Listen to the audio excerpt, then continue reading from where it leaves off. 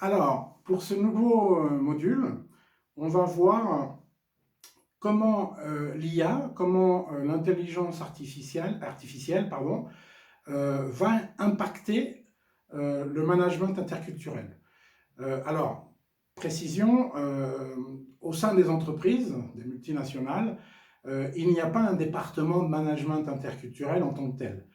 Euh, Par contre, il y a des départements qui se servent du management interculturel, ou s'ils ne le font pas, ils devraient se servir du management interculturel.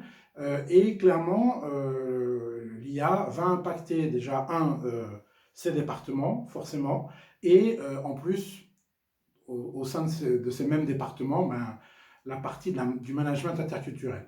Alors, quels sont ces départements qui vont être impactés, en tout cas qui utilisent le management interculturel et dont l'intelligence artificielle va être impactée. Alors le premier, il n'y a pas d'ordre d'importance, mais le premier, ça va être les ressources humaines. Et au sein de ressources humaines, alors je pense que tous les sous-services, on va dire, de ressources humaines vont être impactés par l'intelligence artificielle, mais en ce qui nous concerne, le management interculturel, quelle partie de ressources humaines utilise le management interculturel?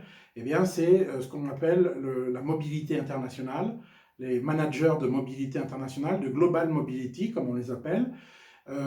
Et donc, eux, ils se servent du management interculturel pour la gestion des expatriés. Donc, les multinationales, hein, elles ont des expatriés qu'elles envoient dans leurs différentes filiales là où elles sont présentes. Alors, ça peut être le CEO de la filiale, le nouveau CEO, ou ça peut être le directeur d'un département, justement, donc le CFO pour les finances, le marketing pour le directeur du marketing ou le directeur financier, etc. Ou le directeur pardon, des ventes, etc. Alors, comment on gère, comment on occupe le management interculturel au sein des ressources humaines, au sein de Global Mobility, ben, pour préparer les expatriés à la culture du pays dans lequel ils vont partir, et ils vont partir avec leur famille. Donc en général, on leur propose des séminaires de préparation au pays. Donc, déjà, on fait le point sur les différents départements. Donc, ressources humaines pour la gestion des expatriés. Bien évidemment, tout ce qui va concerner le département marketing et notamment donc, le marketing international pour la réalisation de ces études de marché, mais à l'international. Alors, on va voir plus en détail comment l'IA va impacter ces différents services. Mais clairement, faire une étude de marché ben, en France ou en Allemagne ou au Japon ou aux États-Unis, c'est différent. Les marchés sont différents, les consommateurs locaux sont différents, la façon d'acheter, de consommer, etc. sont différents. Donc l'IA va permettre pas mal de choses au niveau du marketing, clairement, et donc tout ce qui va toucher le marketing international va être influencé. Et puis également la communication. Donc, réaliser un plan de communication à l'international, là, l'IA va être très utile également euh, pour, euh, pour créer des plans de communication adaptés à la réalité culturelle locale. On va voir ça en détail. Alors, je vais commencer par... donc ça, ce sont les trois services qui déjà, un, utilisent de l'interculturel, et deux, qui vont être impactés fortement par l'IA.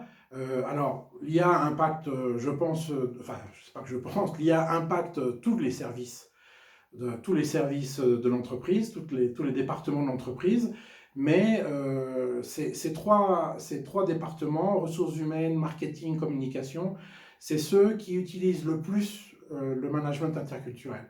Après, finance va être impacté fortement par l'intelligence artificielle. Euh, la finance, le département de finance au niveau de la finance internationale peut utiliser aussi, enfin peut être l'interculturel, mais en moindre mesure qu'en ressources humaines ou en marketing ou en communication. Alors, pour ce qui touche aux ressources humaines, donc la Global Mobility, hein, le service de Global Mobility au sein de ressources humaines, à quoi va servir l'IA dans ce domaine? Alors, déjà, pour créer des perfils culturels par pays. Alors, les pays où l'entreprise est présente. D'accord? L'entreprise, elle est présente en Allemagne. Donc l'IA va pouvoir analyser la masse d'informations culturelles qu'on va pouvoir trouver sur Internet, sur les réseaux, etc., pour faire un profil culturel. C'est la force de l'IA, c'est sa force d'analyse de l'information. Donc elle va pouvoir elle va nous permettre de créer des outils qui vont être très performants, clairement, parce que là, il y a cette capacité d'analyse et donc de sortir des résultats très précis. Donc la création de profils pardon, culturels sur chaque marché où l'entreprise est présente. À quoi ça va servir? Bah, tout simplement, justement, en termes de ressources humaines, que les expatriés aient des rapports sur, voilà, je pars vivre en Allemagne, euh, comment ça fonctionne en Allemagne, quelles sont les règles du jeu culturel en Allemagne, comment négocier avec les Allemands. Et là, je vais pouvoir créer des profils, mais alors très précis. Alors, ça existe déjà, il y a déjà des guides culturels de business par pays. Mais là, la force de l'IA, ça va être vraiment de faire des profils très fins, où on aura de l'info très précise, encore plus précise de ce qu'on a aujourd'hui, pour bien comprendre avant de partir, pour bien comprendre le marché, le pays, plus que le marché, parce qu'un expatrié, il part pour vivre et travailler. Donc le marché, c'est plus par exemple pour le vendeur international, alors les ventes aussi, hein, bien évidemment, mais le vendeur, lui, fait des allers-retours. Donc il part pour une négociation, il reste 3 jours et il revient. Mais ceci dit, ces guides culturels que l'IA va pouvoir réaliser vont permettre d'avoir vraiment tout le détail de ce qu'il faut faire et pas faire pour une bonne négociation pour un vendeur. Mais au niveau d'un expatrié, bah lui, il va vivre et travailler.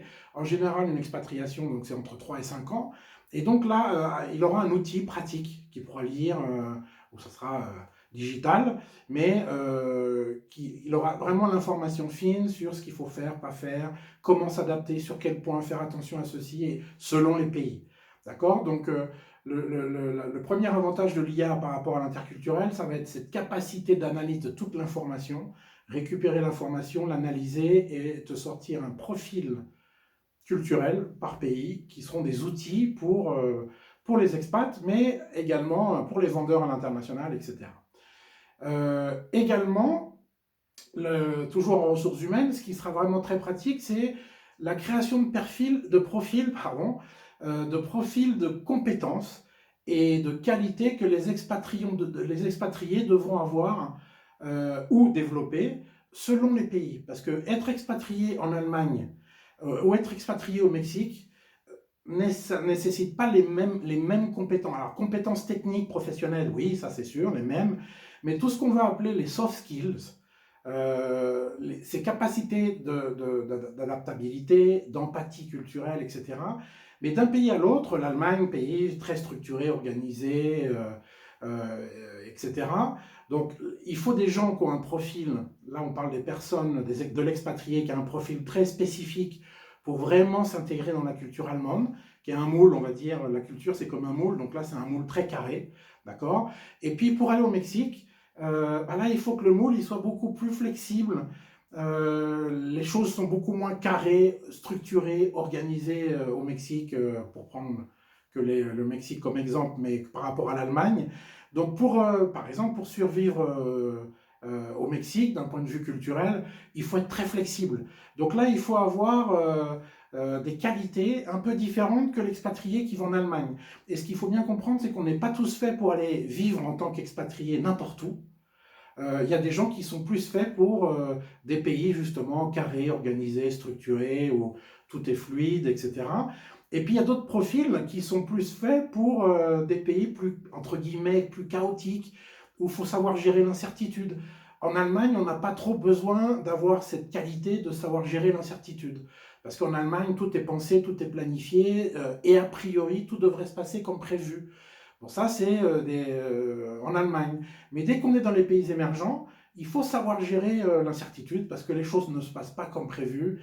On a toujours des surprises, des bonnes, des mauvaises, etc. On n'est jamais sûr que les choses vont se passer comme on l'a prévu dans l'agenda. Donc, par exemple, il faut avoir cette qualité de savoir gérer l'incertitude. Donc là aussi, l'IA va nous permettre de faire des profils de compétences et des profils de qualité par pays. C'est-à-dire que c'est pas la même chose d'être au Japon, en Allemagne, au Mexique ou au Rwanda. D'accord? J'imagine, comme au Rwanda, je ne connais pas la culture rwandaise, mais j'imagine qu'il faut certaines qualités pour que l'expatriation se passe bien. Donc là, la création de profils, de certaines compétences qu'il faut avoir, mais je ne parle pas de compétences techniques ou professionnelles, ou peut-être que si, parce que par exemple, il y a des pays où il faut un sens pédagogique, il va falloir expliquer aux gens beaucoup plus que dans des pays où les gens sont très bien formés. Alors je pense aux pays européens, les Européens sont très bien formés. Donc a priori, la personne, elle est très professionnelle, elle est très compétente et on n'a pas besoin de lui expliquer. Puis il y a des pays où on improvise, où les gens sont beaucoup moins bien préparés, où les gens s'improvisent facilement ingénieurs, entre guillemets. Et donc là, il va falloir avoir un sens pédagogique plus développé. Donc l'IA va nous permettre de faire des profils et de compétences et de qualité, mais liés à chaque pays. Donc des profils très fins. Et donc, ça va nous permettre tout ça. Bon, déjà, l'IA va aussi intervenir sur la sélection du personnel international. La grande erreur de beaucoup d'entreprises, c'est que je suis l'entreprise, j'ai besoin d'un directeur de marketing dans ma filiale au Japon. Je vais repérer dans mes différentes filiales ou au siège social un manager en marketing et je vais prendre le meilleur. C'est-à-dire que les expatriés, souvent, ce sont les meilleurs dans leur domaine de compétences. Mais on se pose rarement la question, et en tant que consultant et coach en management interculturel, j'en parle en connaissance de cause, on se pose rarement la question de est-ce que ce meilleur en marketing, il a les qualités pour s'adapter au pays. Est-ce qu'il est fait pour ce type de culture-là? Et puis, est-ce qu'il a les qualités? Est-ce qu'il est flexible? Pour être expatrié, il faut être flexible. Il faut savoir gérer l'incertitude selon les pays. Enfin, sur la partie des soft skills, on se pose beaucoup moins de questions que sur la partie professionnelle. Et souvent, le meilleur en marketing ou le meilleur en finance ou le meilleur en vente, c'est pas forcément le meilleur, celui qui a les meilleures qualités d'adaptabilité. Et donc, pour faire un assessment donc culturel, on va dire, là, l'IA va pouvoir permettre également d'aider dans le choix du bon candidat pour l'envoyer dans tel pays. Donc, la création des profils de compétences et de qualité, ça va nous permettre déjà de faire une meilleure sélection des expatriés. Et l'IA va nous permettre de choisir vraiment celui qui a le bon compromis entre le niveau professionnel et le niveau de soft skills. Et le bon expatrié, c'est celui qui a une bonne balance. Si on choisit que celui qui est professionnel, qui est que professionnel, qui est très bon, mais qui n'a pas vraiment de qualité d'adaptabilité, d'empathie, de curiosité vers l'autre, de tolérance, etc., ça ne va pas être le meilleur expatrié, au même titre que si on choisit celui alors, qui est très social, très tolérant, mais qui professionnellement, c'est pas terrible, on va se retrouver aussi avec des problèmes. Donc le bon expatrié, c'est un juste milieu entre les compétences techniques et les soft skills. Et là, dans le domaine des ressources humaines, l'IA va nous aider beaucoup. L'autre point, l'autre département qui va être impacté, c'est donc le marketing. Et là, l'IA, elle va aussi nous aider énormément. Donc déjà, je dois faire une étude de marché sur un marché, un nouveau marché sur lequel on veut lancer le produit de l'entreprise. L'IA va nous aider par l'analyse de toute l'information sur le marché, une meilleure compréhension et même structuration du marché cible. Comprendre le marché, comment il fonctionne, comment il est structuré, et une compréhension culturelle. Quelles sont les habitudes culturelles? Qui consomme? Comment ils consomment? Pourquoi ils consomment? On peut acheter un même produit dans différents pays, mais on n'aura pas les mêmes raisons pour l'acte d'achat. Qu'est-ce qui déclenche l'acte d'achat? Quand on achète une voiture, si on est au Mexique, ce qui déclenche l'acte d'achat, c'est la reconnaissance sociale. Je vais m'acheter ma BMW et les gens vont me voir dans ma BMW et ça me donne du statut social. Ça, c'est ce qui va déclencher l'acte d'achat au Mexique. Si on est en France, une voiture, c'est un utilitaire. Ça a un côté plus pratique. Ça ne veut pas dire qu'on n'aime pas les belles voitures ou les grosses voitures allemandes, mais ce qui déclenche l'acte d'achat, il faut qu'elle soit pratique. Les Italiens, c'est l'esthétisme. Donc, une fois qu'on a compris ça, on va adapter notre argumentaire commercial aux différents pays. L'argumentaire commercial du vendeur, grâce à l'étude de marché très fine que l'IA va permettre au département de marketing, le vendeur va savoir exactement quelles sont les valeurs de ce marché et je vais pouvoir jouer sur ces valeurs. Donc, en termes de compréhension, de structuration du marché, de la compréhension du marché, également la compréhension du consommateur. Donc là aussi, faire des profils culturels des consommateurs locaux. Qui achète, qui décide d'acheter dans la famille? C'est la femme, c'est l'homme, c'est l'enfant. Selon les marchés, ça peut être différent. Donc, qui consomme, comment il consomme, combien il dépense. Tout ça, l'IA va nous permettre d'avoir vraiment des profils très fins, une vision très fine, très en profondeur. On va même pouvoir rentrer sans connaître vraiment très bien le marché, mais grâce à l'IA, on va pouvoir rentrer dans la psychologie du consommateur, parce que l'IA va analyser toute cette somme d'informations. Donc ça, c'est important. Et puis, tout ce qui va être mise en place de stratégies marketing adaptées à la réalité culturelle de chaque marché. Donc là, on va avoir des plans de marketing, pareil, très très fins, beaucoup plus fins. En fait, ça va être la même chose qu'avant, mais en beaucoup plus en profondeur, avec une vision, une approche beaucoup plus fine et plus en profondeur, et une connaissance plus profonde vraiment du marché, du consommateur, de ses raisons secrètes, inconscientes, qui déclenchent l'acte d'achat, comprendre comment ce consommateur fonctionne. Et puis, le dernier donc, département qui va être très impacté par l'IA, c'est la communication. Donc là également, déjà, la création de plans de communication internationaux qui correspondent à la réalité culturelle du pays cible. En termes de communication, il y a beaucoup d'erreurs. Hein. On peut faire de l'humour dans la communication, mais là également, il faut vraiment y avoir, pour faire de l'humour à l'international, il faut une grande connaissance culturelle du pays, parce qu'on ne rigole pas de la même chose. Par exemple, les Français, on a un humour très acide, très agressif. Si je le compare avec les Mexicains, l'humour français pour les Mexicains, c'est trop dur, c'est trop... les Français, on se moque des autres. Les Mexicains, eux, c'est de l'autodérision, ils se moquent d'eux-mêmes. Donc le fait de se moquer des Mexicains, par exemple, ça passerait mal, comme nous, on se moque des Belges ou des Suisses, etc. Donc les plans de communication, en termes de communication, faire des erreurs culturelles, ça peut coûter beaucoup d'argent. Il y a beaucoup d'exemples d'entreprises qui se sont plantées parce que voilà, elles avaient un slogan et le slogan dans la langue de l'autre pays, ça veut dire autre chose. Donc en termes de communication, il faut faire très attention. Et là, l'IA va permettre et pareil, hein, d'avoir un regard beaucoup plus en profondeur de la réalité culturelle de ce pays et adapté aux mots, parce que là, c'est les mots qui sont importants. Donc, adapter les mots, choisir les bons mots pour séduire le consommateur local. Donc, l'IA va permettre d'éviter certaines erreurs, oui, qui peuvent coûter ou beaucoup de retard ou beaucoup d'argent, et en général, c'est les deux. Hein, time is money, donc l'IA va permettre vraiment de réduire ce type d'erreurs qui peuvent coûter cher. Donc voilà en gros comment l'IA va influencer le monde de l'interculturel. En conclusion, je dirais que l'IA va permettre d'avoir un regard beaucoup plus en profondeur, beaucoup plus fin de la réalité culturelle de chaque pays, même sans y avoir été dans le pays. C'est-à-dire que j'attaque un nouveau marché, j'ai pas encore de filiale, mais on veut y aller. Je vais avoir une vision très, très fine, très en profondeur, très claire et très professionnelle sur la réalité de ce marché. D'accord? Donc l'IA va changer beaucoup de choses dans ce domaine. Voilà.